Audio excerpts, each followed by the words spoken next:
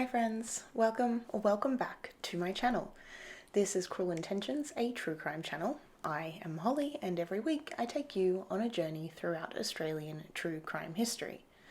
Well, every week except for last week because it was my birthday and I took the week off. But to make up for it, this will probably end up being a super long case. If you are interested in Australian true crime and you love watching someone who's still learning what makeup is, then consider hitting that subscribe button, or don't. I'm not here to tell you what to do, I'm not your real mum, and I never will be. Now, a few trigger warnings before we get into this case. This one will involve child sexual and physical abuse, mental health issues, the killing of animals, and some racism. But today I'm going to be discussing the vampire killer case of Tracey Wigginton. Tracey was convicted of one of the most violent stabbing murders in Australian history, and the reason why she did this was supposedly to drink blood. She was a vampire. At least that's what her co-defendants claimed. But that's not the full story, and sometimes fact really is far stranger than fiction. So let's just dive in. In the early hours of the morning, on the 21st of October 1989, Elaine Baldock woke up to find that the other side of her bed was empty. Her husband of 25 years and the father of their 5 children, Edward Baldock, was not there. It had been Edward's day off the day before, and she knew that he'd gone to play darts in the evening at the Caledonian Club, his favourite pub. He liked to have a few drinks with his friends on his days off, but he never stayed out this late and never went out late without letting her know. Elaine became frantically worried and she waited for her husband to come home. But by 5 a.m, when he still hadn't turned up, she did the only thing she could think of. She called the police and she reported him missing. It was so out of character for Edward to not come home. He was a family man and he spent every spare moment playing with the grandkids or visiting with his children. He'd even taken it upon himself to build swing sets and playground equipment in his own backyard and never missed an opportunity to dote on his large family. He was not the type of guy that went out all night and didn't come home. He worked hard in the council roads department and he provided well for the family. He didn't get much time off, but when he did, he would usually spend the day with his grandchildren or playing darts. He was a competitive darts player and he was very good at it. The night before Elaine reported him missing, he'd been playing a tournament which he'd actually won, and then he'd spent some of his winnings on some refreshing beverages at the bar.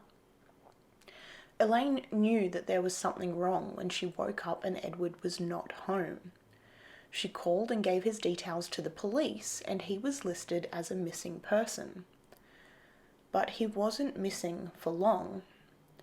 Elaine didn't know it at the time, but while she was reporting her husband missing, a man named Steve Kerrin had already found him. Steve Kerrin was an avid rower, and he liked to row the Brisbane River in the early morning. As the sun was rising, he was the first boat out, and he was enjoying his sunrise row on the river. As he came upon the South Brisbane Sailing Club in Orley Park in Brisbane's West End, he noticed a man lying on the bank. The man seemed to be undressed, maybe having a nap after some drinks the evening before. But when Steve was about 10 metres or 30 feet from the bank, he noticed the blood. The roller door of the sailing club had been splattered with blood, and not just a little bit. A huge amount of blood was over the walls and the doors of the club. This was not just some guy sleeping off a big night. This man was in trouble. Steve called out to a jogger who was running by the sailing club at the time and asked him to go and take a closer look. The jogger did and was horrified by the scene. He immediately contacted police. Detective Senior Sergeant Pat Glancy had been on the morning shift at the police station and he arrived at about 6 a.m. to the South Brisbane Sailing Club. He knelt down over the naked, blood-stained man lying on the bank. It was clear to Glancy that the man was dead, but it was also clear that he had been brutally murdered. This man had been stabbed multiple times with such ferocity that his spinal cord had almost been completely severed. He had multiple slash and stab wounds, The two main arteries on the left side of the neck were completely severed, and the jugular vein had been slashed as well. He had other deep stab wounds down his back, across his arms and shoulders, and they were two different sizes. There had been at least two different knives used on this poor unfortunate man. And if that wasn't enough, it then seemed as if the murderer had pulled him up by the hair and cut the man's throat from ear to ear. In fact, when Glancy had turned the body onto its front, the head had stayed exactly where it was. The spinal cord was the only thing keeping the head attached to the body. There were more wounds on the left and right side of the man's body, delivered with so much force that the weapon had been driven into the victim up to the hilt. The bruising around the wounds was a clear indicator. It also looked like whoever had done this to the man had also, as a final measure, attempted to stab the man right in the heart. There was a gaping stab wound through the man's left nipple, and the knife had indeed scraped the man's heart. Glancy had never seen anything like this. He had seen murder, cruelty, crime, and many other things in his career as a police officer and detective, but nothing like this frenzied, ruthless attack that he was now attending. When pathologists eventually completed a post-mortem, they could identify 27 separate stab wounds, but said it could have been a lot more. Some of the wounds were directed in the same place, creating large holes in parts of the man's neck and back. Glancy noticed too that there seemed to be finger marks and tracks of blood around the man's neck and back, almost like the killer had held him at some point. Ron Hick's book, The Vampire Killer, described it as ghoulish finger painting. As officers blocked off the crime scene, Glancy went about investigating the area. Not too far away from the body was the man's clothing, apart from his underwear which lay at his feet. The clothing was neatly folded in a pile next to a shiny pair of brown shoes, which told Glancy that this man had most likely undressed himself. Perhaps he had met someone down on the bank for a good time and had fallen victim to a robbery or gang violence. It looked like the man had come down here of his own accord and had undressed. He'd perhaps even had time to smoke a cigarette. There were a few butts found a short distance away. But something had obviously gone terribly, horribly wrong. Glancy saw that the roller door to the club had a small gap at the bottom, and when he looked through it, he saw a blue Velcro wallet. He opened the wallet and found the man's identification and a Commonwealth Bank keycard in the name of Edward Clyde Baldock. He was 47, a council worker, a loving father of 5 and grandfather of 2, and husband to Elaine, who only 90 minutes before he was identified had reported him missing. Glancy went to inspect the clothing next. Some brown pants, an undershirt, a belt, and the brown shoes. As Glancy picked up the left shoe, he saw something inside it. It was another Commonwealth Bank keycard, almost identical to the one he'd found in Edward Baldock's wallet, only this one was not in Edward's name. The name on the card was T.A. Wigginton. It had been tucked right down into the toe of the shoe. Whether Edward knew that something bad was about to happen and wanted to hide it as a clue, or whether he had picked it up thinking it was his at some point, didn't change the fact that this was a huge piece of evidence and might be able to lead police directly to his killer. Glancy looked around the scene again, and I imagine he probably thanked the universe for this stroke of luck. DNA evidence had only been introduced into the Australian legal system that same year and was still not widely used or understood. This meant that without this keycard, this crime would have taken much longer to solve, or may not have been solved at all. By 10 a.m. that same morning, police officers had contacted the bank, requested the information on the keycard's owner by using the card numbers, and had turned up on the doorstep of 24-year-old Tracy Avril Wigginton's apartment in Enoggera in the northern suburbs of Brisbane. All of the detectives and officers were pretty sceptical. They had automatically assumed that this murder had been carried out by at least one or maybe more than one man. a woman committing this sort of crime didn't even enter their minds. And Tracey Wigginton had a commanding presence. At 24, she was 6 feet tall and 114 kilos. The officers were at first disconcerted by her appearance and almost intimidated. But Tracey was disarming. She had a pleasant nature, she was articulate, she was confident, charming, and calm. The detectives said later, though, that the most notable thing about Tracey was her dark, almost black eyes that seemed to stare right into your soul. The detectives started out by informing her that they had found her keycard and innocently asking her where she thought she had lost it. Tracey told them that she and some of her friends had been in a park in West End the previous night, and that they had sat down on some swings at the park near the sailing club. They had started pushing each other on the swings, and that, she thought, is where she'd probably lost it. Now, it was entirely conceivable that all of that was true. Perhaps Baldock had walked through the playground in the park and found this keycard, maybe placed it in his pocket, and when he'd undressed on the bank, he may have moved it to his shoe. The detectives knew, though, that this card was the biggest lead that they had, and they didn't want to leave before they were convinced that this woman had nothing to do with the horrific and gruesome crime scene that they had been at earlier that morning. They asked Tracey if she would mind if they had a look at her car, a green Holden Commodore she had used to drive to the park. She readily agreed. She was friendly and cooperative. But when the officers opened the trunk of the vehicle, they found a crumpled brown towel that was covered in blood.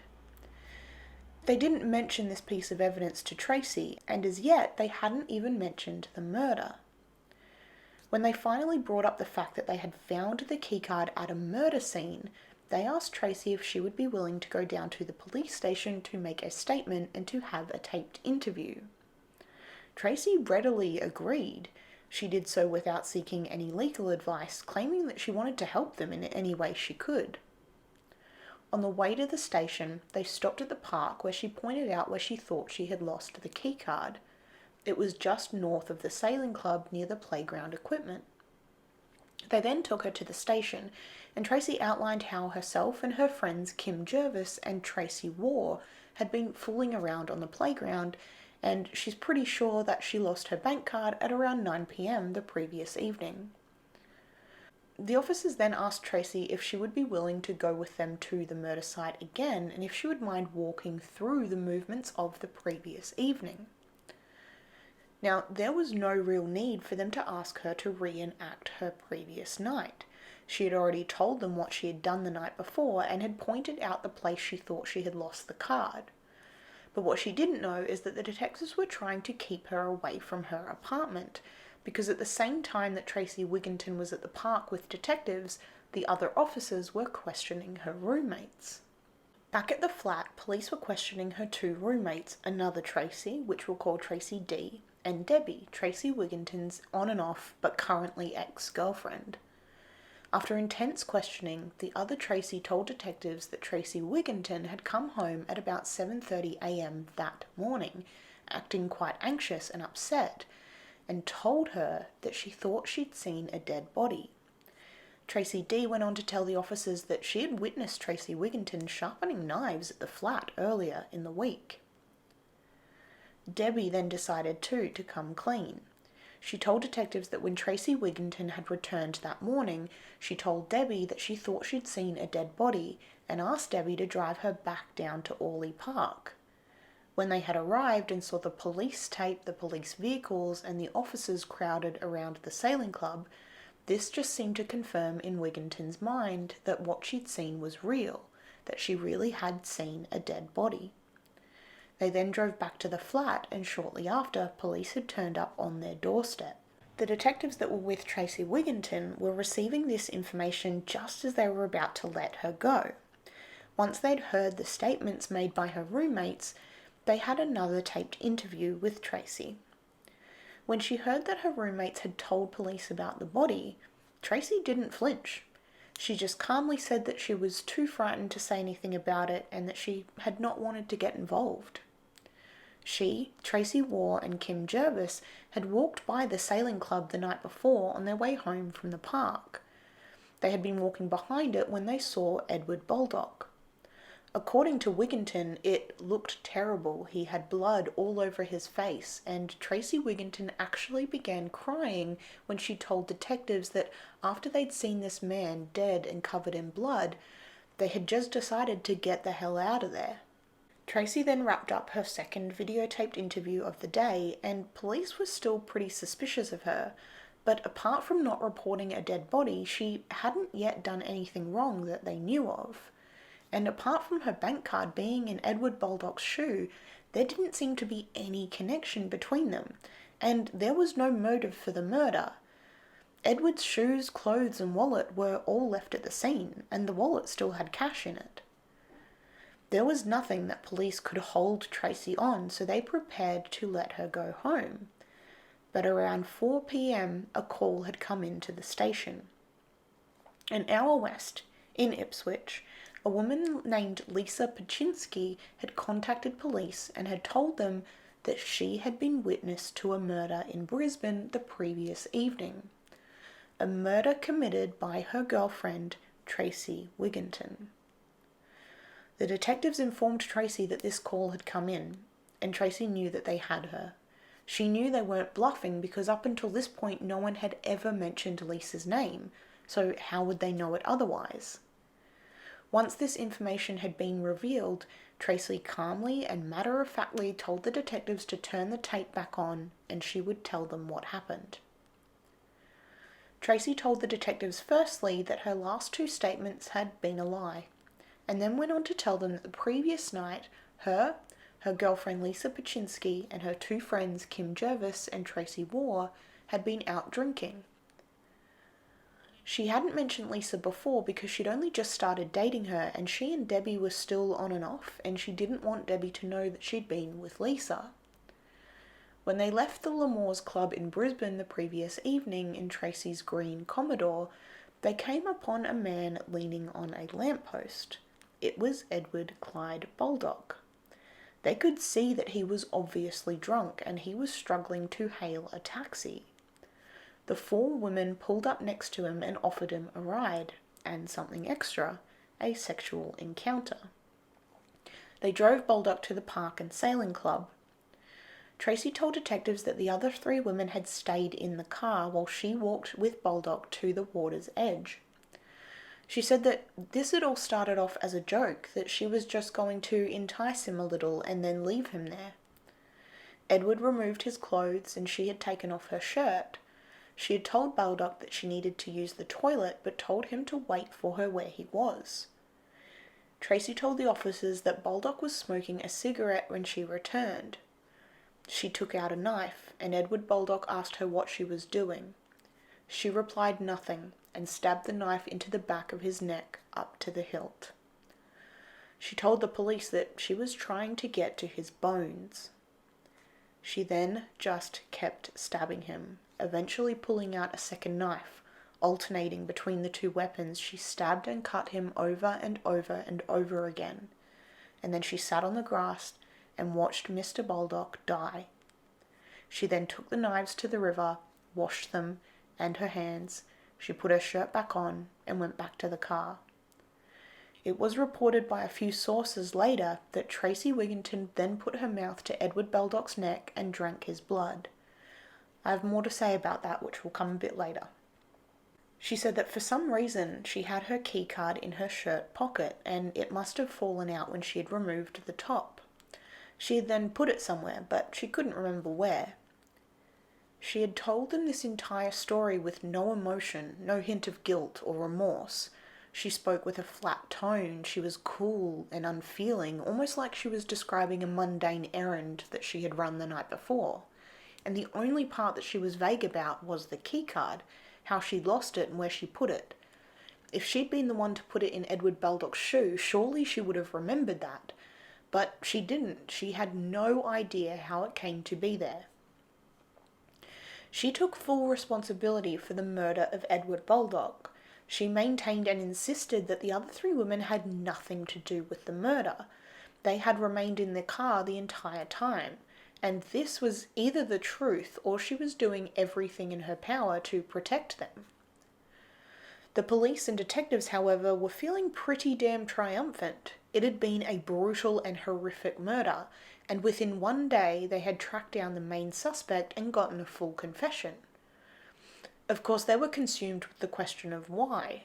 Why would Tracey Wigginton have murdered this complete stranger, and in such a violent and frenzied way? She had already told them that she was the one who offered sex to Baldock, and at no point did she ever try and claim that the attack was in self-defense or that he'd done anything to make her upset or angry. So why would this 24-year-old woman snap and brutally stab this 47-year-old father of 5, grandfather of 2, almost 30 times with 2 different knives, almost decapitating him? Tracey Wigginton's committal hearing was held in January of 1990, but it didn't last very long. She had already confessed to the murder, and she was committed to stand trial the following year. Tracey initially intended just to plead guilty, but she was convinced by family and her defence team to undergo a full psychiatric assessment.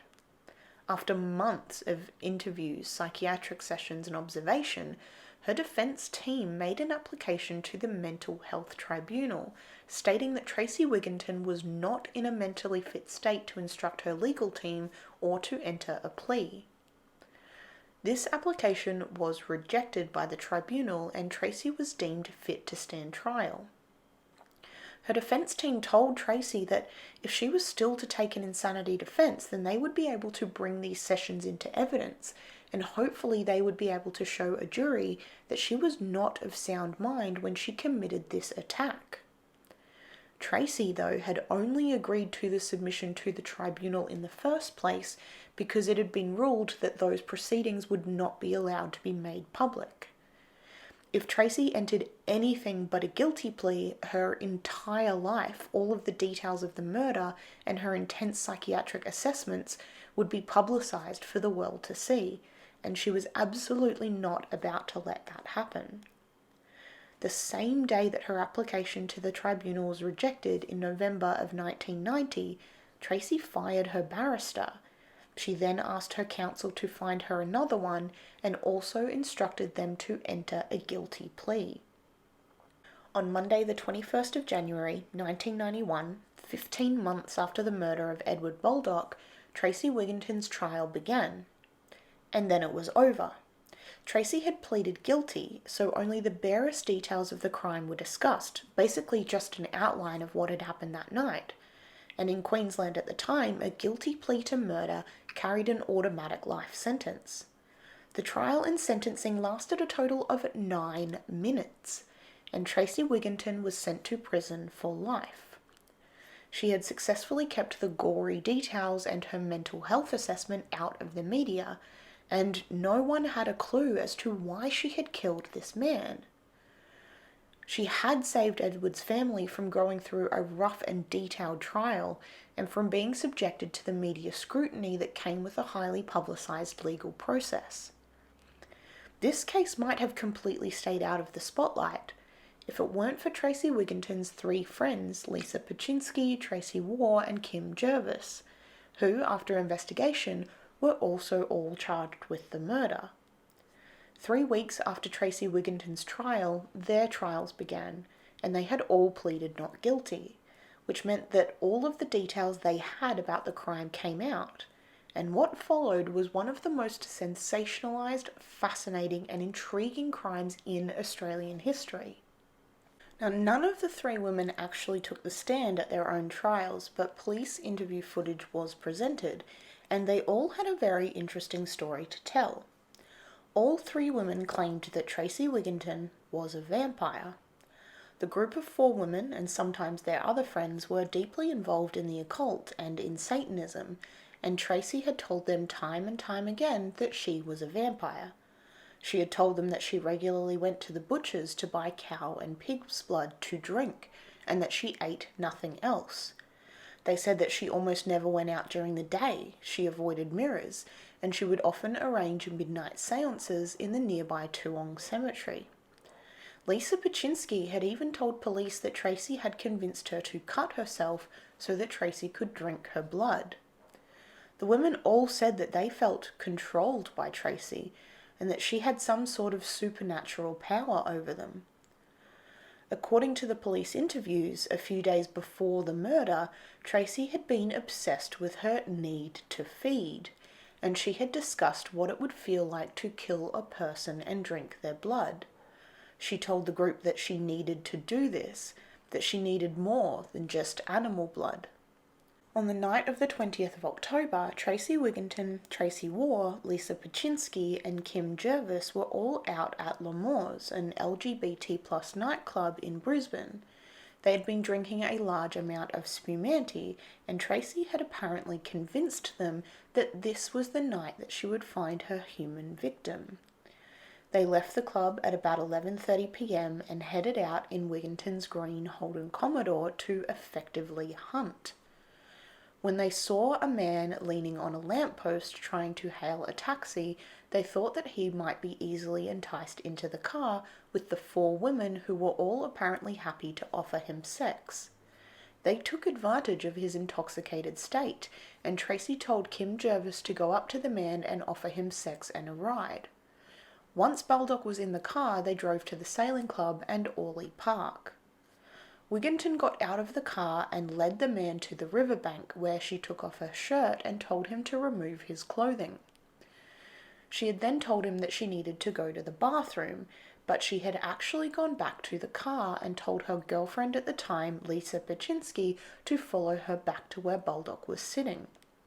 She handed Lisa one of the knives and told her to stab the man. As Lisa approached the naked man, he turned to look at her, and in that moment, she froze. She told Tracey she couldn't do it. She dropped the knife and she ran back to the car. At that point, Baldock asked Tracey what she was doing. She had picked up the knife and replied, "Nothing." And then she began one of the most brutal stabbing murders ever recorded in Australia.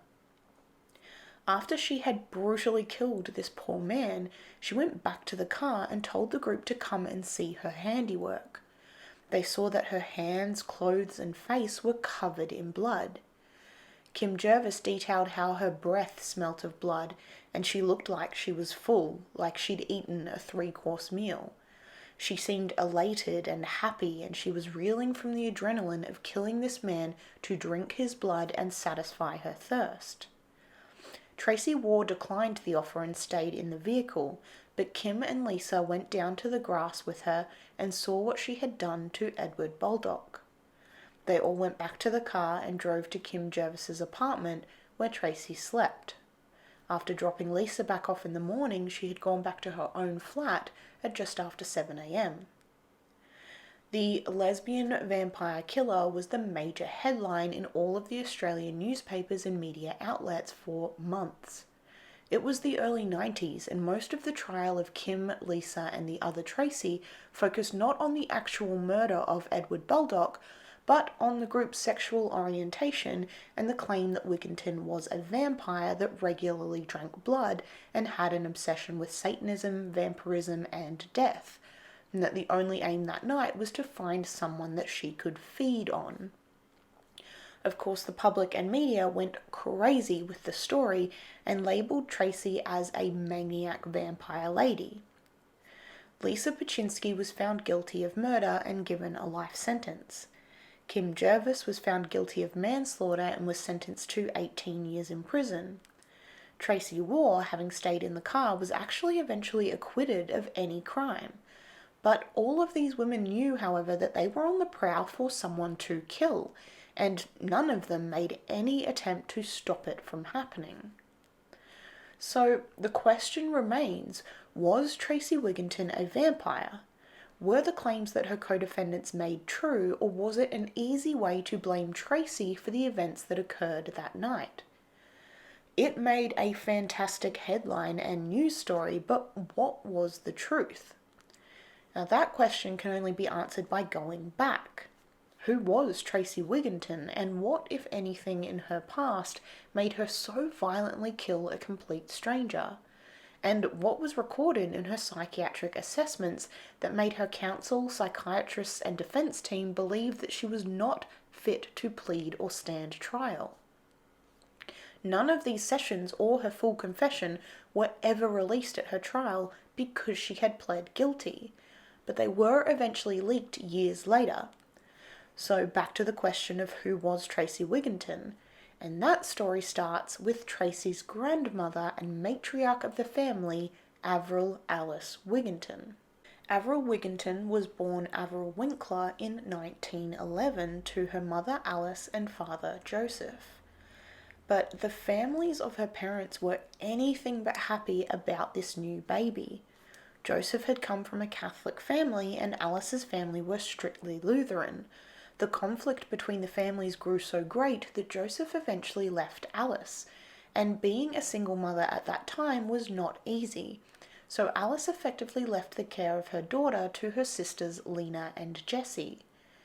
Avril went between the two aunts and their husbands from Rockhampton to Bundaberg until eventually Jessie took her in full time. Jessie and her husband Stan Ross, who incidentally was the nephew of the original David Jones, as in David Jones retail stores, could not have children of their own, so they were happy to take Avril in. While Avril adored her Aunt Jessie, there were rumours and claims that Uncle Stan had sexually abused her from a young age. Much later, Avril's own daughter Rhonda, Tracy's mother, was raped by Uncle Stan when she was 11. The sexual abuse that Avril endured would formulate her entire attitude towards men in general later in life. She lived with the Rosses until she left school when her parents decided to give it another go and got back together. Avril moved back in with them in Brisbane and her life was changed completely. Jessie and Stan were fairly wealthy and were able to provide for Avril, but Avril's mother and father were earning only just enough to make ends meet. Avril became a seamstress and went to work in a suit-making factory to help with the family expenses. And then came the Great Depression and things got worse. Some days they would eat, some days they wouldn't. Avril learnt to be scrupulous with her money and would never buy anything that wasn't absolutely essential, a philosophy that she would maintain almost her entire life, even when her circumstances changed. In the late 1930s, Avril met an Englishman named John Redlanger, a teacher from Oxford, and she fell deeply in love with him. But Avril's family found out that John was a Catholic. Her strict Lutheran family would not budge when it came to religion, and even though her own mother had fought the family and married a Catholic, she was not about to see her own daughter do the same. Both Avril's aunts, Jessie and Lena, and her mother made it perfectly clear that if she was to marry this man, the family would have nothing more to do with her. Avril finally gave in to her family and broke off her relationship with the only man she ever really loved. Her Aunt Lena told her to come and live with her in Rockhampton for a while to forget about the English teacher, and Avril obliged. When she got there, Lena told her that she had found someone else for Avril to marry. He was hard-working, ran his own business, was of German descent just like the Winklers, and he was Lutheran. His name was George Wigginton. They were introduced at a country dance. Both of them loved dancing and music, and while Avril wasn't exactly head over heels in love with him, she did recognise that he would be a good provider for the family that she had always wanted. She married George Wigginton in 1937.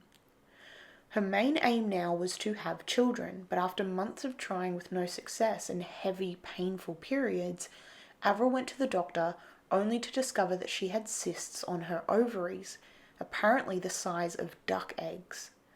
The cysts had also affected her uterus, and there was only one course of action at that time, a hysterectomy. Avril was devastated. Not only was she now married to someone she didn't love, but she was unable to have her own children, something she desperately wanted. So George and Avril focused themselves on work, and a couple of years later were able to save up enough for a deposit to build themselves a home in Rockhampton. Avril still dreamt of being a mother, and so in 1942 she went to the Salvation Army Home for Unmarried Mothers, looking for a newborn child that she could raise as her own. At the time, these types of adoptions were really common and easily organised. She simply told a doctor what she was after, and the doctor told her of a young unmarried woman who was due to give birth soon and who was not looking to keep her child.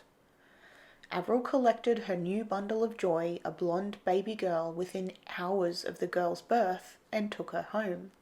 She named the baby Rhonda. The Second World War had taken a toll on the economy and their household, but Avril had learnt how to live cheaply and save as much as she could. As much as she and George loved music, she eventually sold the piano that they had in order for George to buy a truck. George worked on the roads during the week and then contracted his services to local householders on the weekends to make extra cash. He would work 6 or 7 days a week. He'd be up before the sun came out and home long after it had gone down. The result of this was that George and Avril ended up being able to make quite a comfortable life for themselves. The war by now had come to an end and George was making decent money, so in 1950, Avril decided that she wanted another child. Another girl. It would only ever be a girl. She would never hear of having a boy. She had an internal hatred of men in general, and she was not about to raise a boy, no matter what George wanted. 8-year-old Rhonda had come home one day to the sound of a baby crying. She had then noticed a cot in the corner of one of the rooms, and in it was a small baby girl. Avril had not even told Rhonda that she was thinking about adopting again, but now Rhonda had a baby sister who Avril had called Dorel. Rhonda and Dorel didn't realise when they were growing up just how dysfunctional their family really was. Avril had an obsession with cleanliness and would fly off the handle at the smallest bit of mess. She forbid the girls from ever going to any school friends' houses, and no one was ever allowed into the Wigginton home. Avril had become an overbearing, violent woman. She frequently beat the 2 young girls with electrical cords, so violently that they would often have to stay home from school because the welts on their legs and backs would prevent them from walking properly, and other people might see the bruising.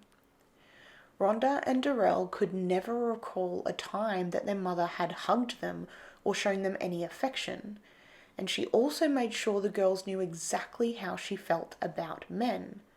She would routinely tell them that men and boys were dirty, and that they shouldn't go near or talk to boys, and that all they wanted was sex, and once they got it, they would treat the girls like dirt. Her attitude towards men and sex obviously filtered into her marriage, and it was already loveless. Avril had never loved George to begin with, and because she wasn't able to have children, she saw absolutely no reason to be physically intimate with her husband. But she was possessive and jealous. George wasn't allowed to speak to any other woman at all, ever. George spent more and more time at work, not wanting to be at home with his domineering, cold wife. The signs that he was looking outside his marriage for companionship were clear, and Avril made sure to let the girls know that this was happening and that their father was just like every other man. When Dorel was very young, she developed breathing difficulties and lung disease, which meant that Avril would have to travel to Brisbane with her regularly for treatment. She ended up convincing George to buy a house in Brisbane for them to stay in when they were there, instead of always spending money on hotels and effectively throwing money away. This suited George just fine. He was able to focus on his work and continue seeing women in Rockhampton. Avril even began seeing different men in Brisbane, although Rhonda and Dorel could never remember seeing her be affectionate with them, at least not when they were around. It seemed to them, particularly Rhonda, who was in her mid-teens at that point, that her mother just liked having people around that she could control. Around 1960, when Avril and the girls were back in Rockhampton, they advertised a cat for sale in the local paper. A young girl called Mary Bateman had shown up, just to have a look. Mary was slightly intellectually impaired, and she'd been sent to a state health facility when she was a child. As she grew older, the institution began allowing her to leave during the day, but it was effectively the only home she'd ever known. When Mary arrived at the address in the paper, it was the Wigginton home. Mary had a slight stutter and she spoke loudly and abruptly due to her condition, but this didn't put Avril Wigginton off as it usually would with everyone else that Mary had ever met. Avril offered Mary a drink and invited her into the home, and Mary, never really being the recipient of this sort of kindness before, was enamoured with this lady that had treated her with respect and as a human being, when most other people just shrugged her off. By the end of the day, Avril had told Mary that she was welcome to come back any time she wanted, and soon enough, Mary was at the Wigginton home almost every day. Eventually, Avril even requested permission from the institution to have Mary live with them full time to help around the house, and they agreed. After all, this was a reputable woman with a husband and family, a good income, and she seemed to like having Mary around. Mary was elated. She had found a new mother and a new family. Avril, however, still wasn't satisfied with the amount of daughters that she had. She wanted to adopt another baby girl, another newborn. But it was harder now than it had been before, as she was now in her mid-40s, and the adoption agencies were giving preference to those couples who weren't able to have children and didn't currently have any. Avril had already adopted 2 girls, so her application was rejected. But it wasn't long before circumstances came about that gave Avril just what she wanted. One of Rhonda's friends in Brisbane, Julie, had become pregnant when she'd had a one-night stand, and Rhonda helped out where she could, but when the baby was born, everything changed. The baby had dark skin.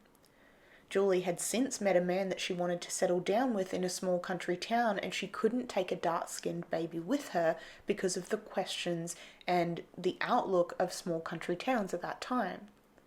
Julie started to neglect the baby girl, who became sick, and Rhonda knew that Julie cared far more for the man she had met and their potential future than she did for the child, so Rhonda offered to take the baby.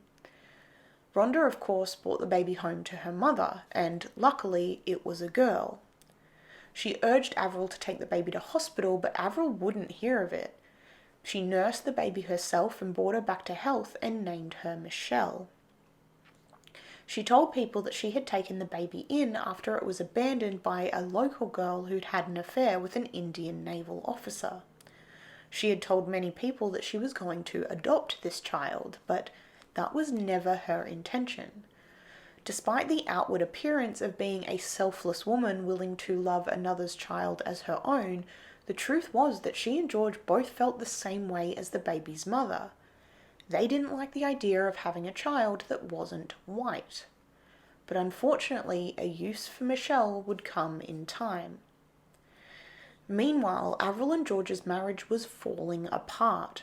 Avril was seeing men in Brisbane, and she knew that George was seeing women in Rockhampton. But she had hired a private investigator to follow George around to see who he was sleeping with. In late '63, the PI had called Avril to give her the latest report. George was seeing only one woman. He'd purchased her a car and a house. By this time, the Wiggintons were a wealthy family. They could easily afford it, but Avril was furious. She immediately told the girls to pack, and they made the 12-hour drive to their Rockhampton house. It was empty, and it stayed empty all night. So at about 2 or 3 in the morning, she woke all the girls up again, put them all in the car, and drove to the home of the woman George was seeing. She got all of the kids out of the car and went to the door, which was unlocked, and she walked in with all of the children. George was coming out of the bedroom, probably because of the noise, and Avril screamed to the girls that there was their rotten, stinking father with another woman. Of course, this was all for shock value. I mean, Avril had been seeing other men in Brisbane, 2 in particular, another man named George and one named Dennis, and the girls knew it. They had even recently walked in on their mother with one of her lovers on one of the very rare times that they'd actually seen her be affectionate with anyone, including them.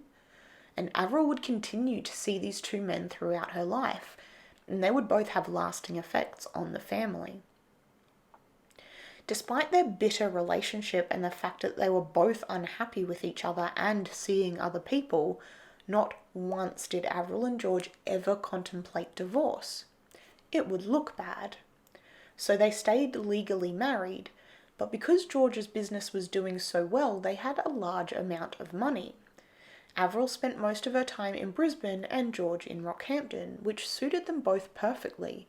George had the freedom to live and work in Rockhampton without his angry, jealous, autocratic wife around, and Avril had the financial security to spend her time in Brisbane doing whatever she pleased and bringing up the girls however she wanted without his interference. Darrell became increasingly rebellious after this incident. She was in her early teenage years and she was acting out, so Avril decided to send her off to boarding school. While Darrell hated this at the time, she came to realise that it was probably one of the better things that had ever happened to her. Rhonda, who was now 21 years old, was still under the thumb of her tyrannical mother. She thought that the only way she could possibly escape would be to get married. Rhonda had met a guitarist named Bill Rossborough and had started to date him. Avril hated him but made sure never to show it, but she pretty much hated anyone that Rhonda had been on any dates with, and she actually often accompanied Rhonda on her dates just to watch over her daughter. George also really disliked Bill, apparently because he was only a guitar player and had long black sideburns. George actually nicknamed him Elvis, and George hated Elvis. In 1964, Bill asked Rhonda to marry him, and Rhonda said yes. She said years later that the main reason she married him was to get away from her mother, and that she had wanted freedom. They married in November of 1964, although George, not being keen on this no-hoper that his daughter was engaged to, chose not to attend the wedding. Shortly after the wedding, the school holidays were about to begin, and Avril wanted to drive back to Rockhampton because Darrell would be on break. Rhonda and Bill had left for their honeymoon, so Avril had packed everyone else in the car, including Michelle, Mary Bateman, and her Aunt Lena, who had travelled down for the wedding. On these trips, Rhonda would be the one to usually drive, but being on her honeymoon, this time Avril would do it. Now, Avril was a creature of habit. They would stop at the same service station every time, and they would always stop in at Aunt Jessie's house for a night on the way.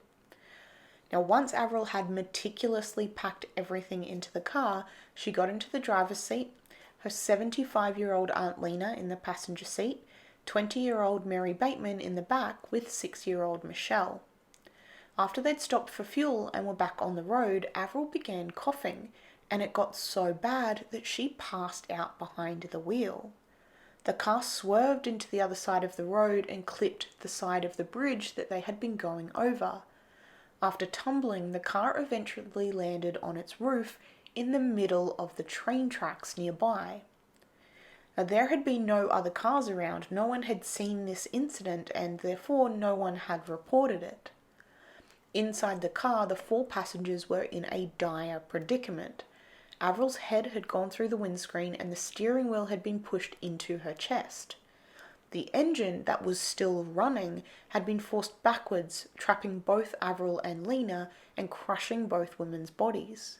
In the back, Mary Bateman's entire left side had been crushed and she had been knocked unconscious, and little 6-year-old Michelle had suffered severe head injuries. But more worrying was that her left leg was trapped under Avril's seat. It had been broken. In fact, both of her legs had been broken, one trapped under the other.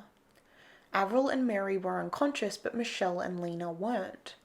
Michelle remembers Lena trying as hard as she could to reach the keys and turn off the ignition, worrying that the car might explode because they had just filled the tank. The bigger danger was the train tracks. Not far from where they had landed was a large curve in the track, and a train driver would not see them and would not be able to stop in time. Avril eventually regained consciousness and advised Michelle and Lena to scream for help. They all screamed until they had no voices left, but the road was more than 6 meters above them and nobody had seen this happen. They ended up being trapped there for over 12 hours before 2 boys had walked along the track on their way to swimming training the next morning. The boys informed authorities right away and they halted any trains due to come through that track. Incredibly, the boys had walked down the train track only 20 minutes before a train was scheduled to come past, which would have killed all 4 passengers. The rescue squad was called because there was no way that police or ambulance could open the car doors to get any of the passengers out. The team cut Mary and Michelle out of the back seat, but they were unable to get to Avril from the driver's side. They needed to cut through Lena's door to rescue both women. Tragically, Aunt Lena passed away just as the rescuers were able to get her out of the tangle of vehicle that surrounded her. Michelle remembers her last words as the rescuers had attempted to get her out. "We're safe now." Avril was a big concern for the rescue teams. Her ribs had been crushed by the steering wheel, which had punctured her lung. There was a large amount of glass in her forehead, and she had many other internal injuries. When they finally managed to get her out of the car, she was taken to Gympie Hospital, where doctors and nurses were preparing to issue a press release to say that 2 people had died in the crash. But amazingly, Avril pulled through. Michelle suffered memory problems relating to her head injuries, and Mary Bateman would live with a metal pin in her hip for the rest of her life. But the biggest loss for Avril was her aunt Lena. She would never forgive herself for killing her aunt. She had a very special bond with both Lena and Jessie, and not just because they were family. Their bonds went much deeper. Mary Bateman, who was interviewed more than 20 years later, would reveal that Lena, Jessie, and Avril had been Satanists, that they practiced and believed in black magic, and that they had regularly studied books on devil worship and witchcraft. The 3 women would hold seances and would speak of things like ritual sacrifice and the occult. Mary had come in to clean the house and silently walked upstairs one day to overhear the 3 Winkler women speaking of black magic and Satanism. But Mary had never revealed to Avril that she knew about this. The loss of Aunt Lena, therefore, was not only devastating to Avril because of her familial ties to the woman who helped to raise her, but it was also a crushing blow to her spiritually. Before long, though, Avril would have a replacement for Lena in the form of Rhonda's daughter, Tracey. Rhonda had been informed of the crash while she and Bill were on the 2nd day of their honeymoon. They immediately flew back to Brisbane to be by her mother's side, and there Avril found out that Rhonda was pregnant. After a few days, Bill needed to be back in Brisbane for work, but Rhonda wanted to stay with her mother in Gympie. Bill saw very little of Rhonda during Avril's recovery. He didn't have a driver's license, so it was difficult for him to make the trip. A few months later, Bill was sent to Gladstone by his painting company to work on a plant that was being built there. Rhonda refused when he suggested they move to Gladstone, saying that she wanted to be with her mother for the pregnancy and birth of their child. George's business was continuing to grow, and Avril had offered to pay for all of the specialist care Rhonda and the baby would need, and Bill reluctantly agreed. They lived in Rockhampton with Avril and George, with Bill staying in Gladstone during the week and getting rides back to Rocky for the weekends. Bill recalled how it was difficult to live under Avril's roof. She would constantly spout vitriol about men, how they were all dirty and filthy and couldn't be trusted and only ever wanted one thing. The home only had 1 double bed, and it was in George and Avril's room, so most of the time the newly married and expecting couple would have to sleep in separate rooms. Bill always suspected that Avril was making things difficult for him and Rhonda to drive him away, but he stayed, and on the 4th of August 1965, Rhonda gave birth to a healthy baby girl, and honouring her mother, Rhonda named the baby Tracy Avril Rossborough. Avril was thrilled that it was a girl, of course, and Bill thinks things might have been very different if they had had a son. Avril took charge of caring for the new baby. Rhonda had had a difficult pregnancy and enjoyed the freedom that came from having someone else care for the child. For almost 5 months, Tracy was under the constant care of Avril Wigginton, and that is just the way Avril wanted it. But in late December of that year, Avril needed to go to Brisbane to have surgery, one of the lasting effects of the horrible car accident. Rhonda and Bill decided that this was their chance to spend time as a real family, so they bought a caravan. Bill had been left a home in Brisbane by his family and they decided to take it there. But in a very Avril fashion, Rhonda decided that Michelle and Mary would go with them.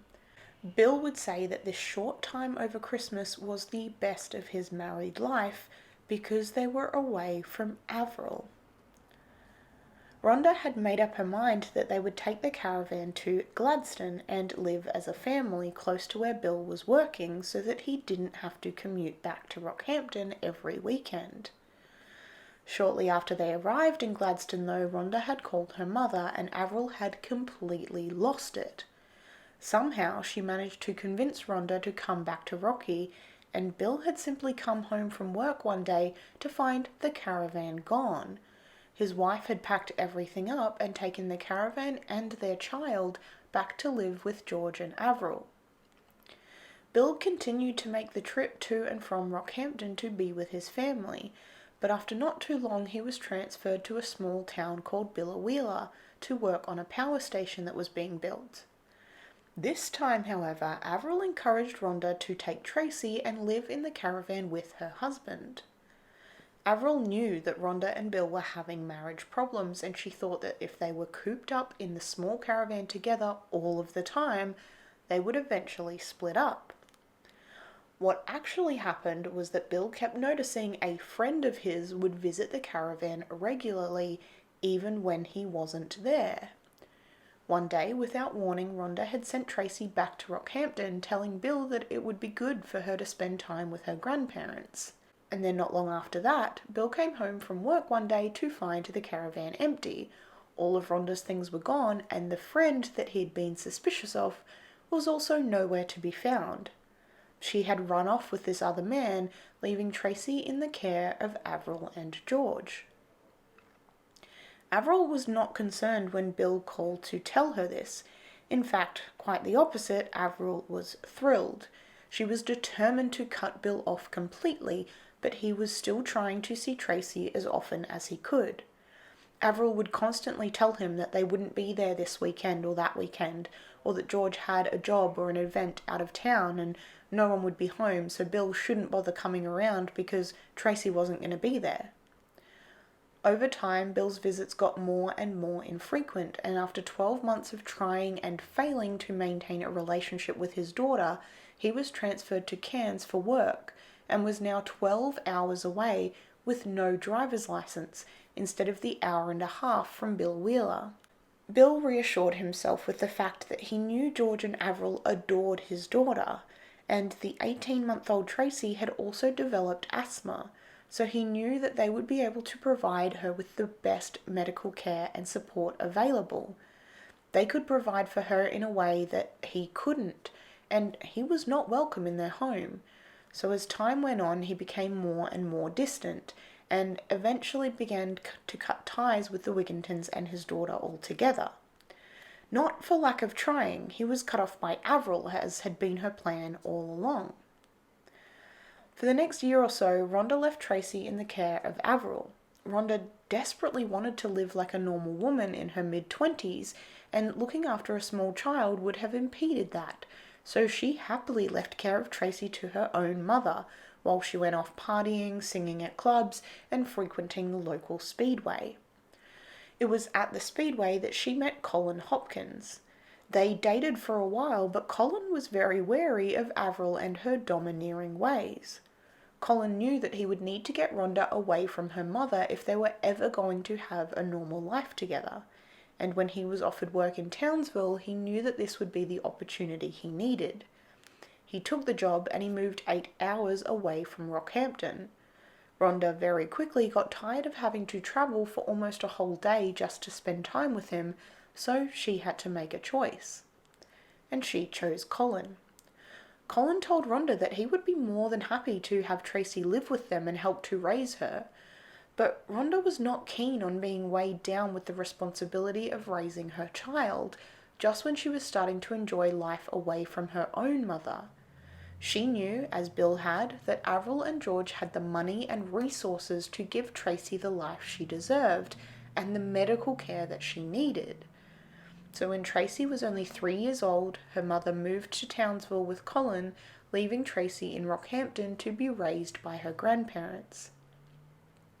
The small girl felt completely abandoned by both of her parents, and she would never fully understand why they had left her, and would never really forgive them for it either. Avril, meanwhile, had been planning her next steps. She wanted to raise Tracey as her own, and she felt like this could not happen if Tracey kept her father's surname of Rossborough.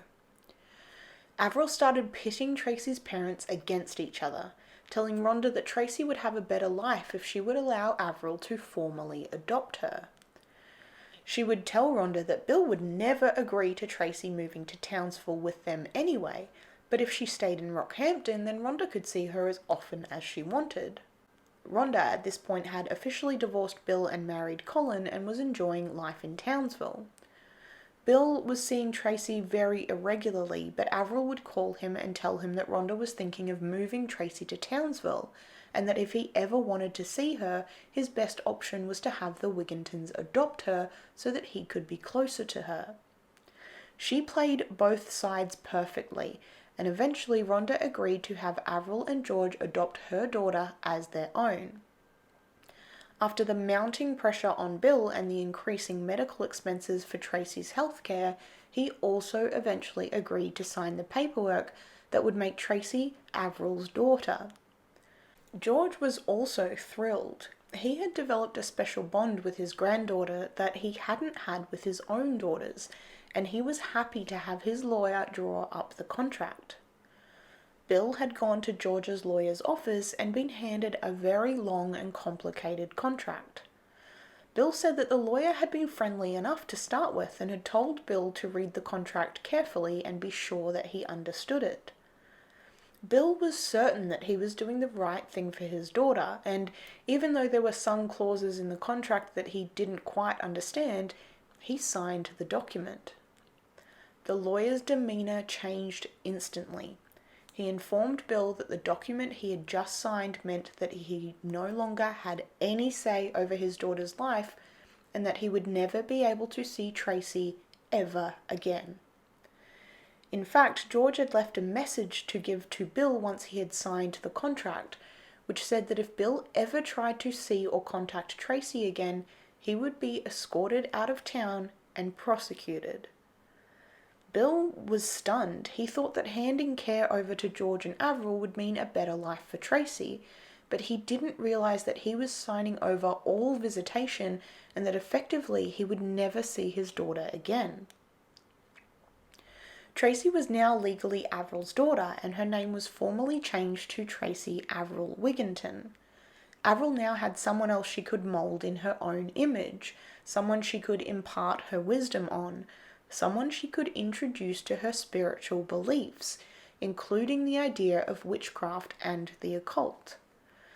But to the outside world, the Wiggintons were a well-respected, wealthy, normal family. Inside the Wigginton home, however, away from prying eyes, it was a whole different story. Michelle, who was 7 when Tracey was born, was still being cared for by the Wiggintons, although they never formally adopted her. Cared for is a very loose phrase when it comes to Michelle. Her father had been an Indigenous Australian, and George and Avril were not shy about using racist slang when it came to Michelle. George frequently called her Little Gin, a derogatory term for someone of Aboriginal descent, and Avril dubbed her the Little Black Slave Girl. Michelle was treated horrendously by the Wiggintons. She was up at 5 a.m. each morning to feed and groom the animals in the kennels under the house. The Wiggintons bred show cats and had other animals like dogs and chickens. She was then required to sweep, mop, and polish the wooden floors. When she got home from school, it was time for homework, which she had to finish quickly because she would then be forced to tend to the animals again, hose the lawn and gardens, iron the family's clothes, and then prepare dinner. If she made one mistake in her chores, like missing a spot on the floor or getting a question wrong with her homework, She, like Rhonda and Darrell, would be beaten mercilessly with an electrical cord. This abuse was happening even before the car accident and Tracy's birth, but after these events her treatment became worse. Once, when Michelle had accidentally left the iron on when she was ironing shirts, Avril noticed. Avril called Michelle back, and when she was close enough, Avril pressed the burning hot iron onto Michelle's arm, causing a V-shaped scar that Michelle carried for the rest of her life. As the treatment of Michelle got worse, Avril's punishments began to get more brutal. Avril would tie Michelle to wooden beams under the house and leave her there for the night, or she would lock her in the dog kennel where Michelle would sleep with the animals in the cold. As Michelle got older and Avril's health and physical mobility deteriorated, mainly due to the car accident, she regularly got her lovers, the other George and Dennis, involved in Michelle's punishment. Dennis, Avril's younger lover, had even come up with new methods of beating for Michelle. He would thread a steel chain through a rubber garden hose and would make Michelle sit with her feet up on another chair while he viciously lashed at the bottom of her feet, so badly that she wouldn't be able to walk afterwards. This only stopped after Michelle was sent to the shops to pick up some groceries, and the local store owner had noticed the way she was walking and had taken her home to confront Avril. Mostly though, neighbours and the community kept to themselves. That was the only time anyone had ever said anything about what they thought might be happening inside the Wigginton home. Tracy had watched this treatment of Michelle for most of her childhood. When Michelle was beaten, Tracy would curl up in the fetal position and cry. She wanted a sister and she wanted a friend, but she knew that if she stood up to Avril, she would most likely be punished as well, and she had seen how brutal Avril could be. The upbringings of Michelle and Tracy was about as different as it could get. Tracy was given private tutoring, elocution and music lessons, the best schools and clothes, where Michelle was clothed from second-hand stores and was pulled out of school because she was falling behind because she had to do all the chores in the house. If Tracy ever did anything wrong, Michelle would be punished for it. Michelle would be sent onto the back porch while the family ate dinner, and she wasn't allowed back in the house until George had gone to bed. She was sometimes locked outside for 4 to 5 hours every evening because Avril knew that George had never wanted to take the girl in the first place, and so tried her best to make sure he never saw her. Michelle was also routinely sexually abused by both of Avril's lovers, George and Dennis. She had told Avril about this on many occasions, but her so-called mother refused to believe her or take any action.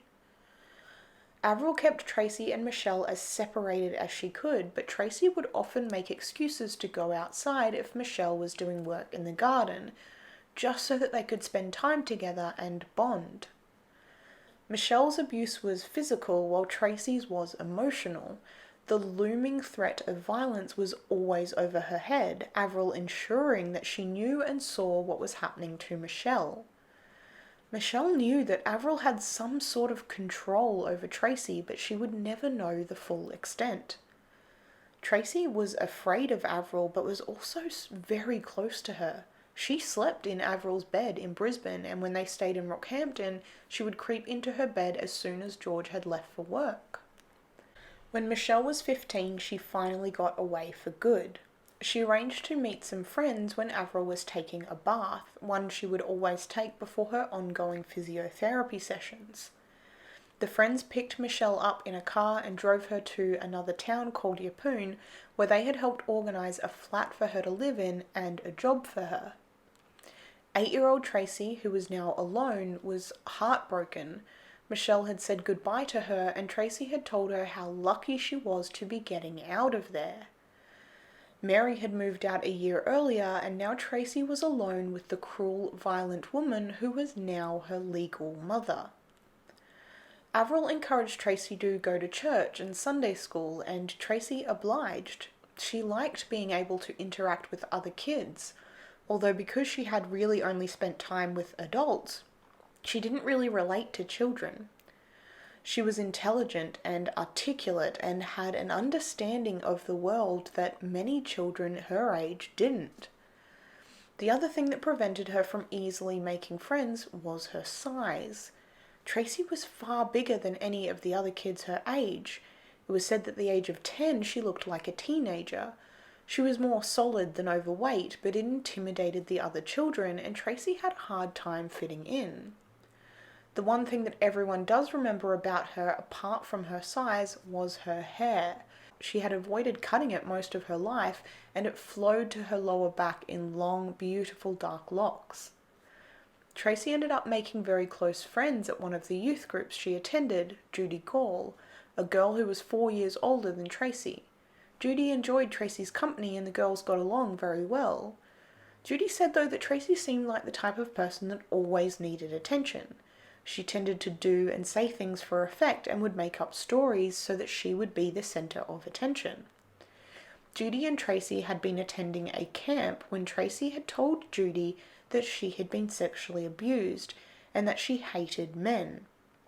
Tracy was 10 years old, and Judy, being only 14 at the time, didn't know if that was true or what to do with that information if it was. It was at this point that Tracy also told Judy that she was fascinated with witchcraft and was planning on attending seances with people she knew.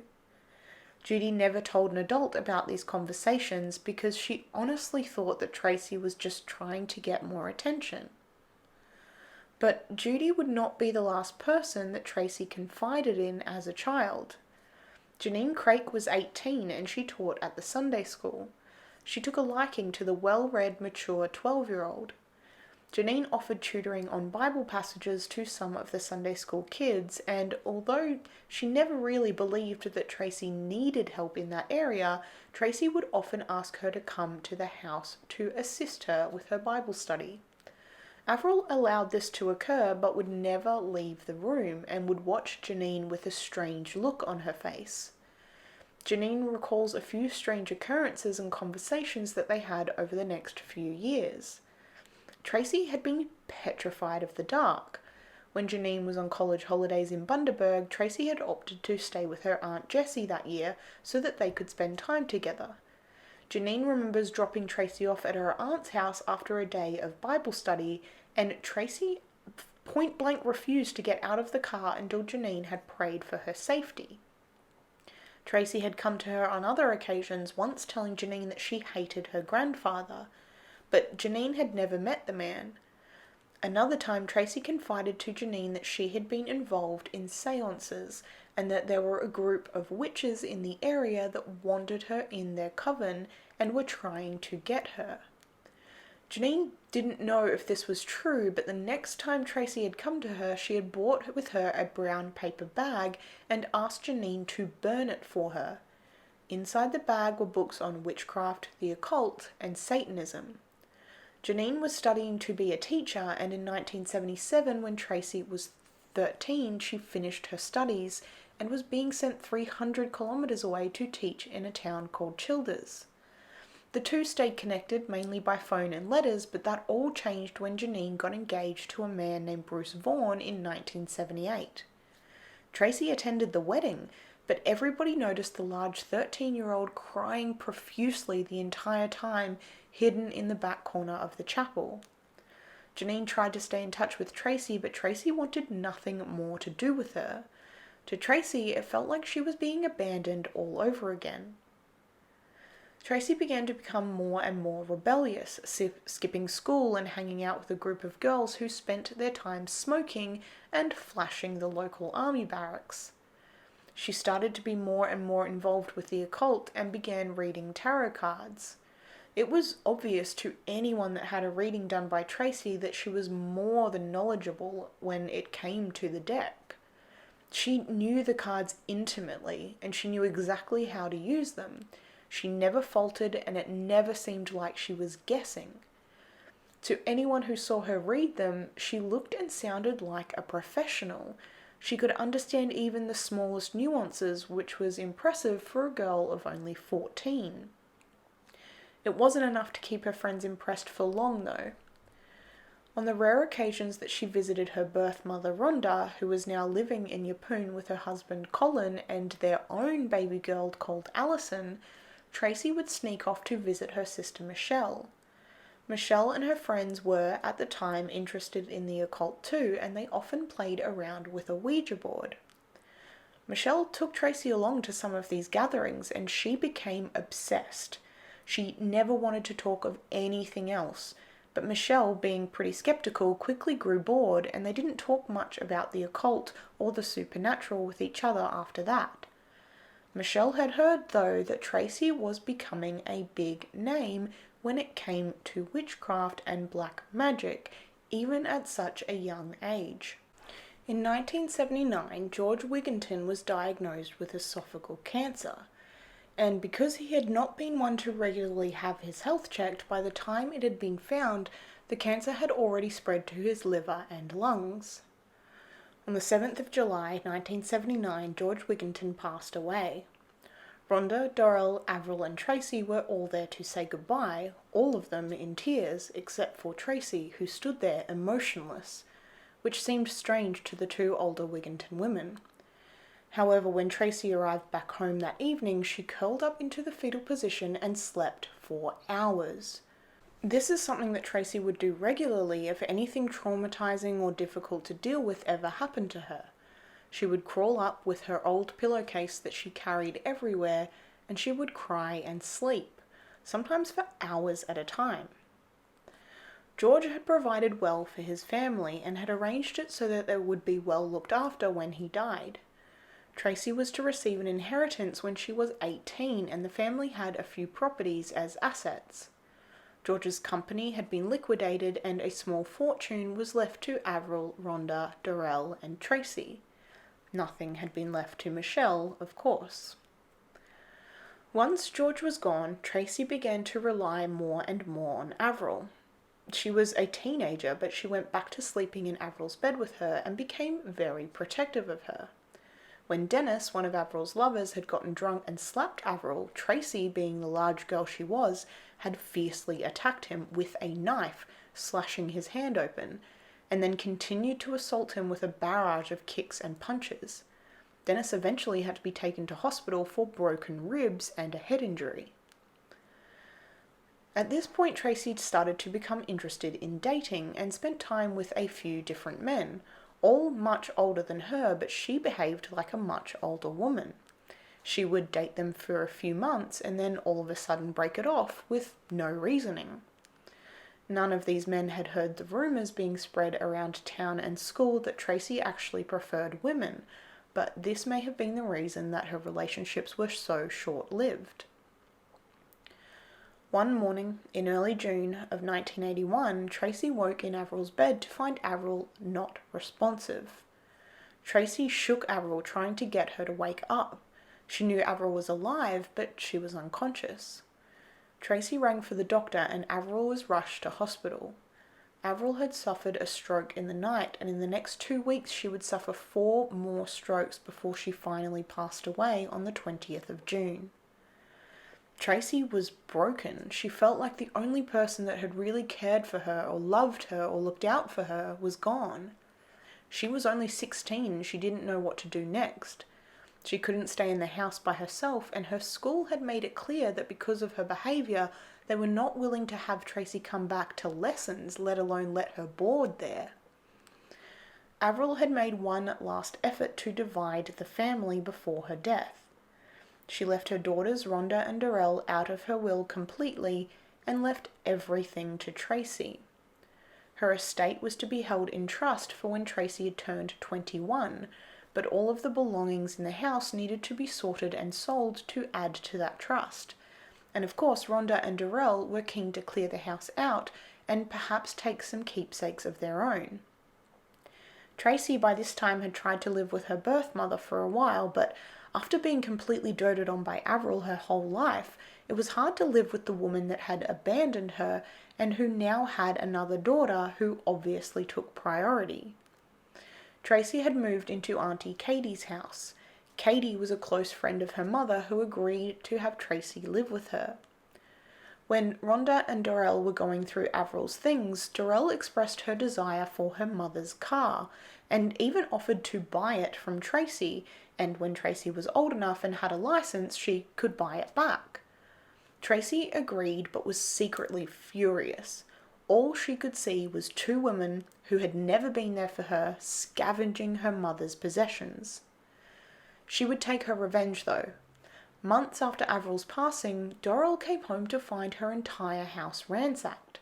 Spray painted on the garage doors were words like pigs and bastards. Their outdoor freezer had been overturned and meat was oozing blood onto the property. Inside the house, the furniture had all been slashed apart, and there were swastikas spray painted on the walls as well as other profanities, and a message that read, "Get out of here while you still can." More words were spray painted all over the car, which had also been scratched all over. Dorel could not understand who would do such a thing, and even though people had seen someone matching Tracey's description at the house that day, she emphatically denied ever having a hand in that at all. Months later, she told Michelle that she must have done it, but she didn't remember it. Aunt Katie had been looking after Tracey for a couple of months when she found out that Tracey had been having an affair with her own husband. The marriage had been rocky for years, but this was the final straw for Katie. She felt like her husband Rick had abused his position of authority over the teenager, and while she didn't fully believe that Tracey wasn't a willing participant, Tracey was effectively a child, and as such, she believed she didn't have the capacity to be a willing participant. Tracey had actually become pregnant from this encounter and was convinced to have an abortion by her family. This incident didn't seem to affect the friendship that Tracey and Katie had developed, though. They frequently went out together and had a great time in each other's company. Tracey looked far older than her 16 years and was easily let into clubs and bars with Katie. But Tracey had a habit of telling Katie's friends that they were in a romantic relationship, that they were lovers, and that they didn't want to hang around other people. She was effectively driving away anyone else in Katie's life without Katie ever realizing it. Over the next 2 years, Tracey began to change dramatically. She had received $75,000 from her grandfather's estate when she turned 18. She threw out all of her clothes and replaced them with black pants, tops and cloaks. She bought a motorbike and she cut off her long brown hair.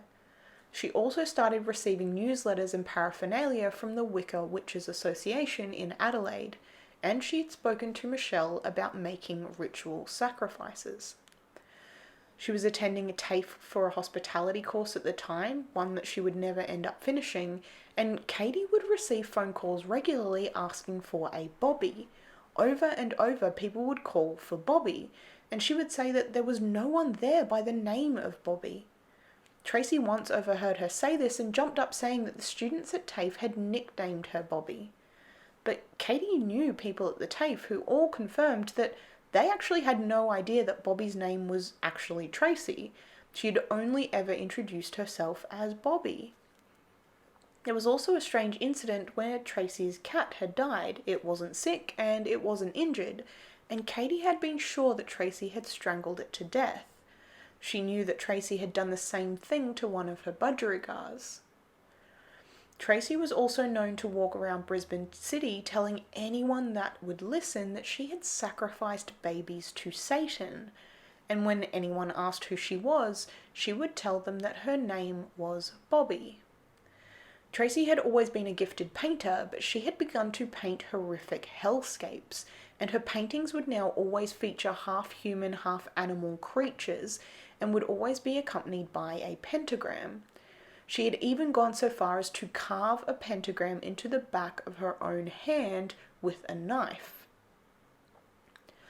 By the time Tracey was 20 years old, she was routinely dressing up as a soldier from the local army barracks, and when she did this, she always called herself Bobby.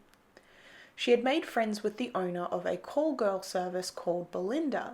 She had expressed interest in working for Belinda, but Belinda noted that Tracey was not the kind of girl that she would usually provide to mine site workers, which were her main clients.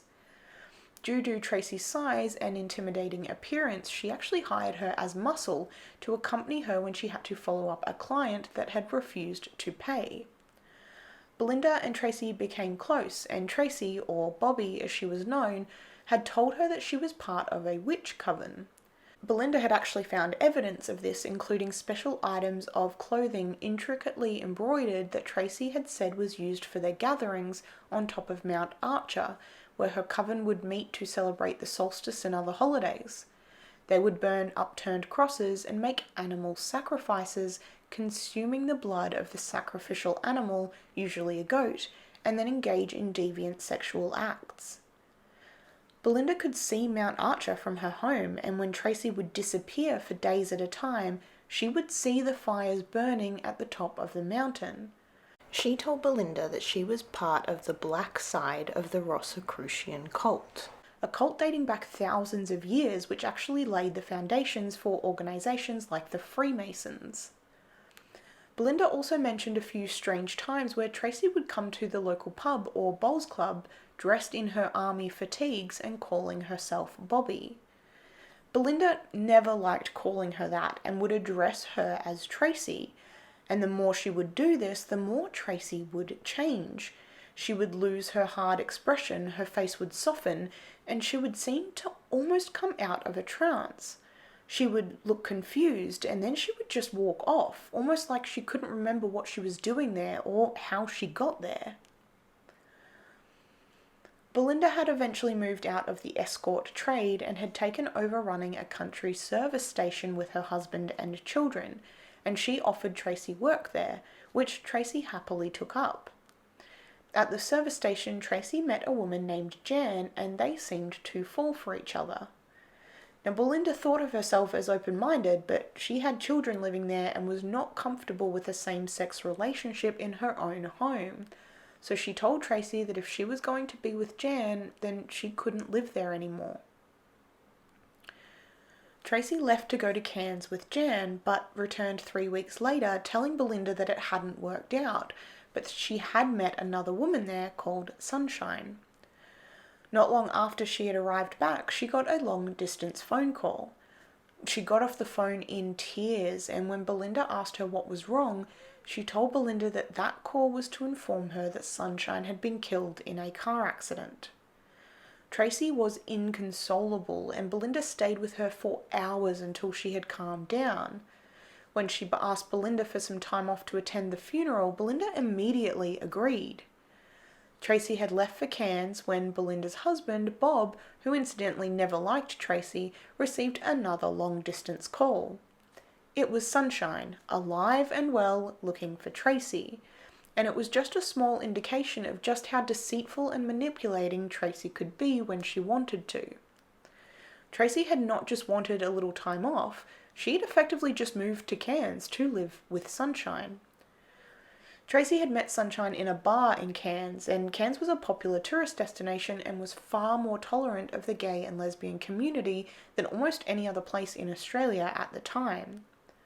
Tracy had, of course, introduced herself as Bobby, and she had immediately taken a liking to Sunshine, who told her she was bisexual, much to Jan's displeasure and to Sunshine's own girlfriend, Jean's.